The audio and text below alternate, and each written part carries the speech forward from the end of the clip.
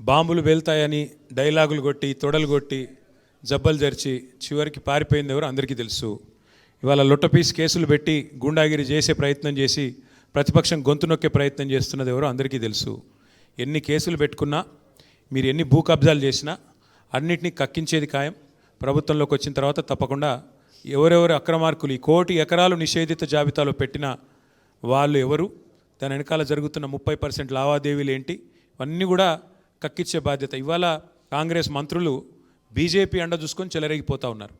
వాళ్ళ మీద ఈడీ దాడులు జరిగినా వాస్తవాలు బయటికి రావట్లేదు.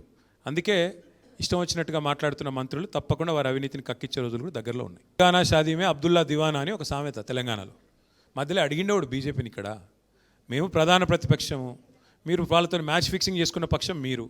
దమ్ముంటే బండి సంజయ్ కేంద్ర హోంశాఖ సహాయ మంత్రి ఈడీ రైడ్లో సెప్టెంబర్ 28, 2024 పొంగులేటి ఇంటి మీద ఈడీ రైడ్ ఏదైతే జరిగిందో ఏమైంది ఒక్కసారి దమ్ముంటే బండి సంజయ్ మాట్లాడమని నేను అడుగుతా ఉన్నాను.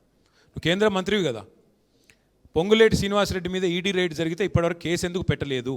బండి సంజయ్ సమాధానం చెప్పాలి.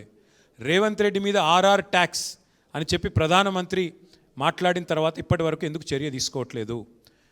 తెలంగాణ అనేది ఏటీఎంగా మారిపోయింది అని అమిత్ షా గారు మాట్లాడిన తర్వాత ఇంతవరకు నీ బాస్ కదా అమిత్ షా, ఎందుకు యాక్షన్ తీసుకోవట్లేదు? కాంగ్రెస్ అవినీతి మీద ఎందుకు బీజేపీ ఉపేక్షిస్తున్నది? ఎందుకు చర్యలు తీసుకోవట్లేదు? అమృత్ టెండర్లలో రేవంత్ రెడ్డి గారి బావమరిదికి కేంద్ర ప్రభుత్వం ఎందుకు టెండర్లు ఇచ్చింది?